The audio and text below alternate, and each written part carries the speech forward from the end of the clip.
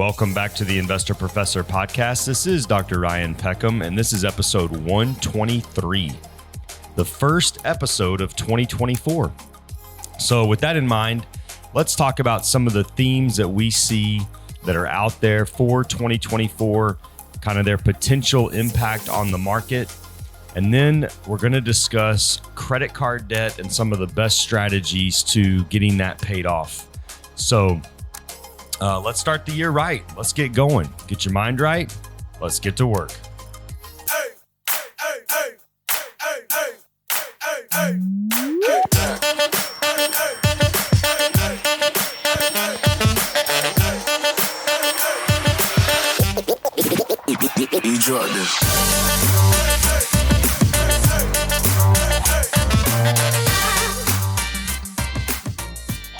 Well, welcome back to the show, everybody. Welcome to 2024, and let's keep this going. You know, I was watching YouTube before I recorded this, and I'm pretty sure the algorithm is on to me that I'm always looking up financial stuff and financial shows and all that, and you know, just kind of that's my theme. And I just sit there and I look at these videos of these ads that come on there, and I'm like, nobody's going to listen to the podcast. I mean, like all of these.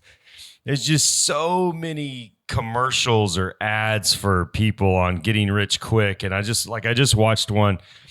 Guy looks like he's in the jungle somewhere out in the middle of nowhere. And he's like, hey, I got this system, you know, you don't need any money. You don't need any education. You don't we got you. You don't need any money to do these real estate deals. You don't need the stock market. You don't need this. You don't need that. Like, hey, you can even pay for my system after you learn it and you start making money and all this passive income. And I'm just, and it just doesn't matter if it's 1890, 1910, 1950, 2000, 2020, 2024. Like, get rich quick always sells. Like, get rich slow, not so much. But there will always be, these things, and it's the kind of the old saying, right? Like, if it sounds too good to be true, it probably is. So we shall see. But man, I just had to say that. I see it so often. I just see it so often. And here I am talking about themes for 2024 and how to slowly pay off credit card debt. I mean, I do not have a shot at this. Maybe I do. Maybe, we will get there. But good crowd. Hopefully you had good holidays, got set up for the year, starting out this year. So we look at the market here, and obviously the market is down for the year. Wasn't a good first week in the market. NASDAQ's down 3.25%. S&P 500 down a little bit, a little over 1% here. And, that's not really anything to be too concerned about. So to just put it into perspective, we ended 2023 on a 9-week win streak. 9-week win streak, the market was up. So to have a little consolidation, to have the market pull back a little bit is not something to be panicked about. You look at where did the market pull back? Well, you look at the Magnificent Seven. You look at Amazon, Google, Microsoft, NVIDIA, Tesla, those companies that really charged up into the end of the year, those sold off a little bit. Nothing crazy, really just kind of a healthy market move. And so we'll kind of, look at that as time, passes, as the first month, the month of January goes through here, we'll start seeing companies will start reporting at the end of the year. And so we'll see how those fourth quarters went. We'll see what their projections are for the coming year. And so I wanted to spend some time at the first of this episode just to talk about some of the themes that we're seeing for 2024 and how that can impact your portfolio. And one of the main ones, I think, and it kind of goes right on with what I just said about the market coming down, and that is that the fact that the market was up 9 weeks in a row. The main reason the market was up 9 weeks in a row is this expectation that inflation is coming down, that the Fed is going to cut interest rates. And so we have to be very careful there, because even this week coming up, we're going to get the CPI number, the PPI number, the first ones of the year here. But the market is baking in the fact that they expect the Fed to cut rates 6 times in 2024. Now, 6 rate cuts would be considered a lot, and I'm just not sure I can get there. I don't know if I can see a scenario that the Fed cuts rates 6 times, and I could be wrong, and it wouldn't be the first time I'm wrong, but 6 times seems pretty aggressive, especially since we haven't seen the economic data yet that would have them do that. I also think that, if the Fed starts to, let's say they cut the rates once, maybe twice, if you have a lot of economic activity start to swell up because of those rate cuts, if everybody goes out and buys a house, if, you get this charge of economic activity, then I would think that the chances of them continuing to lower rates would be slim. I think they would actually just hold rates steady. The thing that they do not want to have happen is they do not want to have inflation kick back up. They start to lower rates, economic activity swells up, and then all of a sudden we start to see this return of inflation. And so, if you don't believe Jerome Powell by now, with him talking about being data dependent, then geez, I don't see that changing at all. And so we'll have to see how that goes. We'll have to see what the companies say. What are the expectations? How does the consumer look? How did the Christmas spending look? Are consumers running out of money? They are, but that doesn't mean they're going to stop spending. And we'll discuss that when we talk about credit card debt here in a little bit. But 6 rate cuts to me seems like an aggressive expectation. And so when you look at how do you outperform the market, how do you make money when others are struggling, when it comes to investing, is you have to think about, okay, what are the expectations for the market? And then what happens if this doesn't come true? So that's kind of what I always think about. So like last year, everybody thought it was going to be, death and destruction and a recession. And it's like, well, what happens if a recession doesn't come? Well, the same thing here. If the market's expecting 6 rate cuts, maybe a baby recession, what happens if that doesn't come true? What are some of the investment themes that you can take advantage of if that doesn't happen? So, keep that in mind. As Charlie Munger used to say, always invert, right? Think about what the other side of this is. So if there aren't all these rate cuts and we stay kind of where we're at, what's going to happen with the market? And the market could have maybe more of a muted year where we don't see these massive gains in the stocks like we saw last year. And we just kind of have more of a normal type year of normal growth, and returns are a little bit muted. So we'll see. There's always going to be something. There's a couple things that'll happen every year that we're not expecting, that kind of come out from left field. So the other thing that will be a continued theme for 2024, in our opinion, is that you'll have AI, artificial intelligence, right? So that was one of the main drivers of growth for so many companies last year, especially NVIDIA, the H100 chip that we did an episode on. How many of the other companies are expecting to drive growth with artificial intelligence? And it's not just, those companies, it's a lot of companies. How is AI actually going to be implemented? There's a lot of expectation for growth because of AI. A lot of maybe driving expenses down as some jobs become more automated. Think about driving to a fast food restaurant, and instead of somebody taking your order, it's AI taking your order, right? So companies being able to reduce expenses because of AI, but also the expectation in the market is that companies are going to be able to drive profitability. Some of that profitability is already showing up in the stock price. So, sooner rather than later, companies are going to have to actually show that they're able to make AI profitable, that they're actually driving that growth that the market expects in their revenue line or their expense line. So when you're looking at company financials, that's something that we're going to need to see, is that they actually prove that AI is able to impact the company profitability. And it isn't just something that they've been talking about. So that will be a theme that we think will continue to be looked at.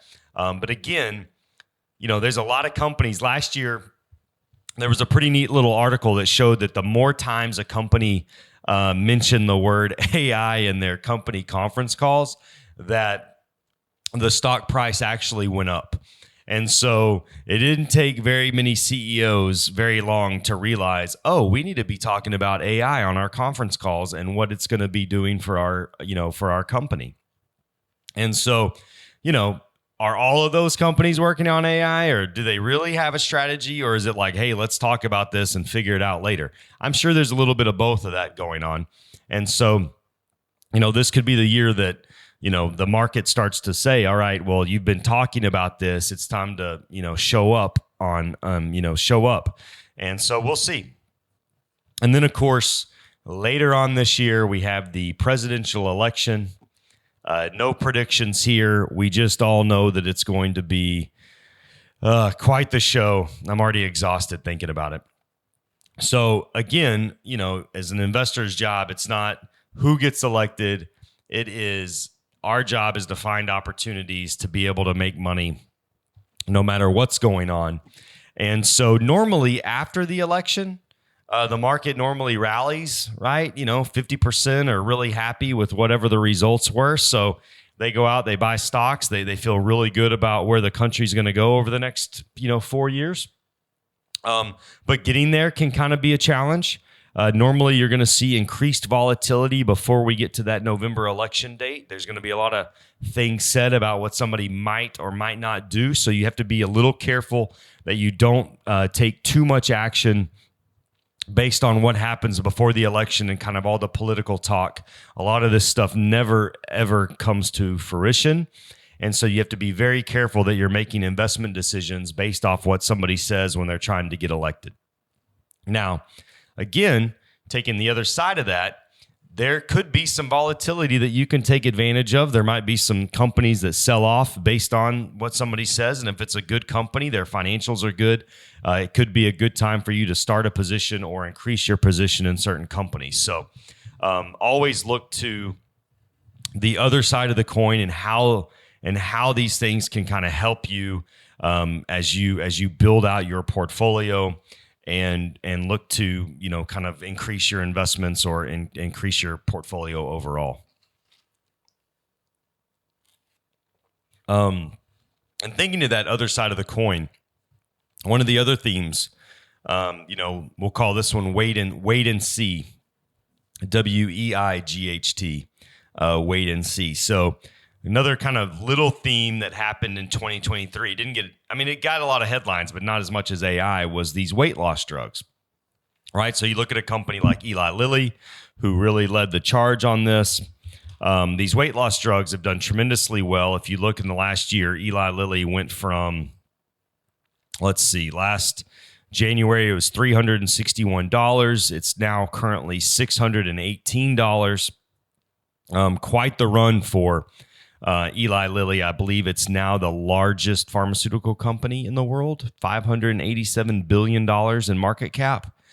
So you look at this and you look at some of the companies that have sold off because of this. I'm thinking about companies like Hershey's. Hershey's last year went from $275 to $187. You look at, Coca-Cola didn't have a good year. Some of these kind of value type consumer staple type companies, based on the fact that if everybody's on weight loss drugs, they're not going to, buy as much candy or chocolate. And so I look at this, and obviously the weight loss drugs are becoming incredibly profitable. But I think back to what I just said about inverting, and I'm like, okay, well, is that going to change the habits that much of a Hershey's or some of these other companies? And so I'm looking at this saying, okay, well, maybe if everybody has dumped all these stocks, to me, a company like Hershey starts to look, it starts to get my attention a little bit here. I'm looking at the chart right now. It dropped a ton last year. PE ratio, price to earnings ratio, sitting at 20. We got a dividend yield at 2.5%. Earnings per share look good. I'd have to look a little closer at this, but I mean, it definitely has started to pique my interest a little bit. I mean, that's a massive sell-off. You have to go back to kind of, let's see, the low December of 2021 to get this price. And to me, it starts to look interesting. So again, going back to that thought of inversion, thinking about, okay, well, what's everybody not seeing? I do think that, the weight loss drugs are going to change things. I mean, we'll see what the long-term effects of those are, what happens if somebody gets off of those drugs. I mean, those kind of things. But we'll time will tell on that, but I think that'll be another theme that we need to pay attention to in 2024. So like every year, there's going to be something that comes up that we're not thinking about, that we're not seeing on the horizon. And so we'll keep our eyes peeled for that. But you always kind of, when you start the year, you want to be thinking about, okay, what are the things that are going to shape this year? And there will always be things that we don't see, but at least we have kind of an idea and to see how these things shake out, because the market is kind of a projection machine, right? We're projecting what we expect to happen. Do we expect good things? Do we expect bad things? Right now there's a lot of hope that the Fed's going to lower interest rates. There's a lot of hope that AI is going to drive this profitability. So we have to be prepared on either side of those on what's going to happen. And so those will be the themes that kind of in the short term, or maybe long term, but definitely over the next couple of months, will be what the market's keying off of to kind of drive prices. Okay, so the other thing that I wanted to discuss today, start talking too fast, faster than my mouth can go. My brain's moving faster than my mouth can go. So one of the other things I wanted to discuss today was credit card debt. And I'm going to try to weave in more personal finance this year. The most listened to episode last year, which was listened to 350% more than all the other episodes, was the episode on managing financial stress. And so I know there's a lot of people out there that are, that are thinking about their personal finances, thinking about how they can make them better. It's usually one of the number one financial goals for people. Or just not financial, but one of the number one goals for people as we start the year. And so I'm thinking about credit card debt, and with rates going up, there's a struggle for people, especially people sometimes when they listen to a podcast like this, they're thinking about, man, I want to get investing. I want to do investing. He's talking about you got to be on the dance floor. I want to invest. But if you have credit card debt alongside that, well, then you're trying to swim basically with, concrete blocks tied to your feet. I mean, so if you have credit card debt and they're charging you 20 to 22%, and you're also investing, I mean, sometimes you're just not ready to do that yet.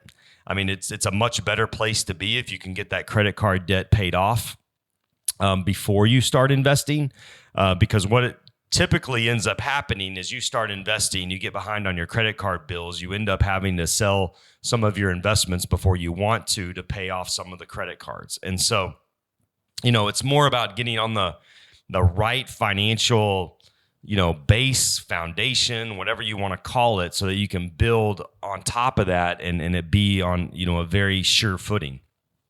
So couple things to think about when it comes to paying off credit card debt. Number one is just sitting down and writing out, how much you owe on each credit card, what the minimum payment is on each one of those credit cards, the date that they are due during the month, and then also your interest rate that you are paying on those cards. So this is all information you should be able to get when you log in to each site. Depending on how many you have. The most credit cards I've ever helped somebody pay off was 17. I just, man, that is so many cards. You do not need that many cards. Okay, so you write that down. You have the amount you owe, the minimum payment, the date that they're owed, right, the due date, and then the interest rate that you're paying. And there's a couple things the couple ways you can pay this off, and especially if you do a quick Google search on this, you'll see these as well. But one of the things that you need to pay attention to is that what date are they due? The number one component of your credit score is paying your bills on time. And so you have to be aware of when things are due so you do not miss those dates. That will really bring your credit score down very, very quickly. Okay, so we have that. What you don't want to do is you don't want to just like what I call like shotgunning it. So, where you're just paying a little bit on every card all the time. So you got to be a little bit more focused than that. And so when you look at, what is the minimum amount of all your payments, you then need to come up with a number that you can consistently put towards this debt every single month, right? So let's say your minimum payments, when you add them up, are $450, but you can pay $1,000 a month. Okay, so we're going to say that your minimum payments are $450, but you can pay $1,000 a month. Now, there's a couple different strategies that you can do. One's called the debt snowball. The other one's called the debt avalanche. And the debt snowball is where you make the minimum payments on all of your cards, but the one card that has the smallest balance, you put the rest of that money. So in our example here, you have minimum payments of $450. And so you would pay that out of the $1,000. And then you would take the $550 that you have remaining that you say that you can attack these credit cards with, and you would put that on the card that has the smallest balance. And you would do that until you pay that card off. And then you would take the minimum payment from that credit card with the $550, and you would go to the one with the second lowest amount. Now, I like this method because it builds up momentum. When you pay that first one off and you roll to the second one and you see that it's starting to work, that momentum kicks in. You build, you just kind of get your feet set and you start driving on that debt. And that momentum counts for a lot. You build that momentum. The debt avalanche is that you just attack the one that has the highest interest rate, which could be maybe the one that has the largest amount. And so to me, you don't build up the momentum and confidence as quickly on the debt avalanche as you do the debt snowball. So that's why I like that one, where you're using that money to kind of to build that momentum. And so you basically do that until you've paid all of them off. And then towards the end, obviously, when you're on the last one, you're putting $1,000 a month on your last card. Now, there's a couple things that have to be available that you have to do to get here. Well, number one, you got to have enough discipline that you're not continuing to put debt on those cards as you do this. And number one, in my example here, your minimum payments are $450. And you're putting $1,000, you got to have that extra, that extra money to be able to make this happen. Not everybody does. And so you have to look at, okay, if your minimum payments are $450, and let's say you only have $500 a month to put down on them, that's only an extra $50. I mean, that's not a great place to be. You're gonna have to figure out a way to increase your income. Maybe take a part-time job, maybe do something to allow yourself to make more money to be able to put this down and to pay this off. And so the beauty of this is when you get it all paid off, is now you're used to putting $1,000 a month towards something. And so at the end, when you get everything paid off, you now have that $1,000 that you've freed up, that you've built the habit of putting down, and you can now use that $1,000 a month to start your investments, right? To start your portfolio, to start investing for yourself and for your future.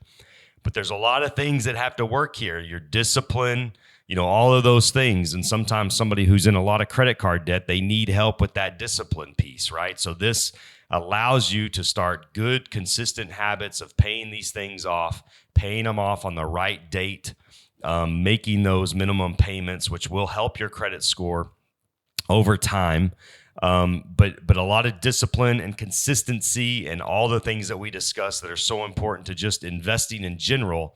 You have to make sure that you're proving this to yourself as you pay off this credit card debt, right? So there's a lot of good that comes from this besides just paying off the debt.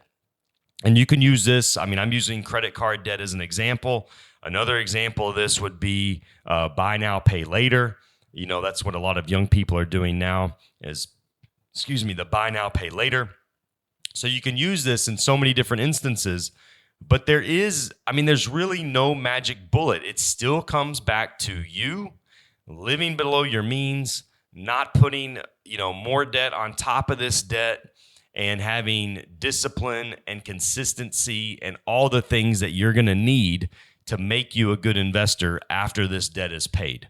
So again, hard work, dedication, all of these things are still going to need to be true for you to get to this point where you get all this paid off, and then having the discipline to not get back in that position again. You can do debt consolidation. Debt consolidation is where you take this debt, you roll it into a new company, and they give you one low monthly payment on all of the debt. And a lot of times that doesn't work because it can't. I mean, it'll work if somebody will do it and then make the payments and not get more debt. But the problem is most of the time people continue to spend the way they always spent that got them in this position to begin with. And so then they just pile more debt on top, and it's just this cycle that they cannot break out of.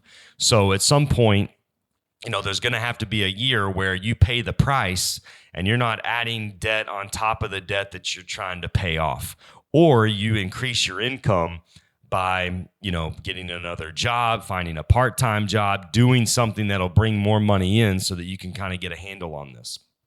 So unfortunately, unlike the videos I've seen on YouTube, there is no easy way to do this. It is hard work, discipline, but if you do it this way, it gives you a solid foundation, and then you can, build upon that and build the portfolio that you've wanted to do, and you won't, have to sell out of it, and you can do it in the right way. So I think that's a pretty good episode here for our first episode of 2024.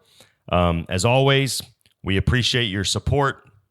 Thank you for that as we continue to build this audience. As always, I hope you found something that was helpful for you. Don't mistake activity for achievement, and I'll see you next time. Thanks, everybody.